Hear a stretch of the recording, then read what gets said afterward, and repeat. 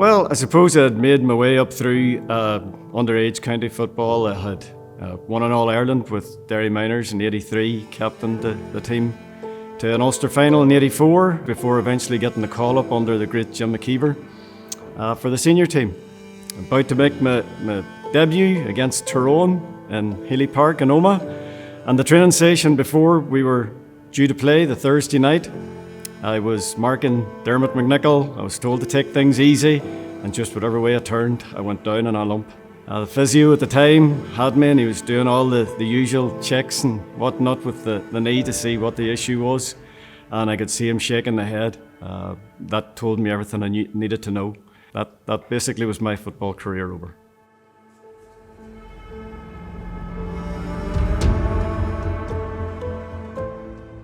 I remember we played out in the pitch out there against St Mary's first years, a team of them, and Paul was only P6, so he was 2 years younger, and at that age 2 years means a lot, and Paul was the best player there. I would have no doubt that if he hadn't been injured, he would have went on and played for the county for a long time as a full-back. I was approached by the club at a very early stage. I just started teaching. I can remember clearly going to club meetings when you had 2 and 3 people at them. And it was difficult days, difficult to keep the club afloat financially, and in terms of getting people to actually get involved and so on. Now when you look around and you look at the infrastructure that we have here now, you look at the fantastic facilities, you look at the number of people involved, male, female, young and old, mothers and others, and you see the number of people who are prepared to chip in and help and support in so many different ways. It's just fantastic.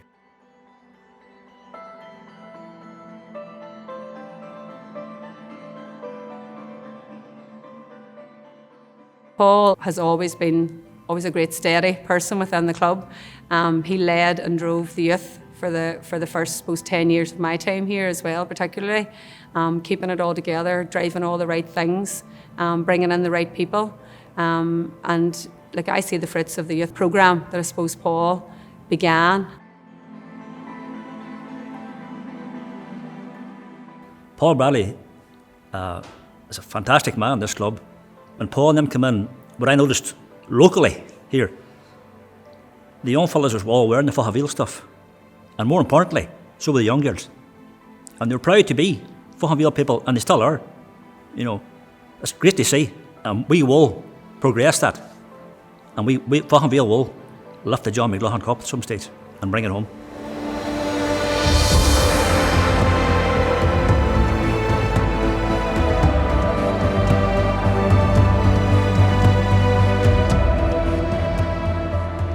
I seen Paul Bradley as a wee, and Paul Bradley was a phenomenal player.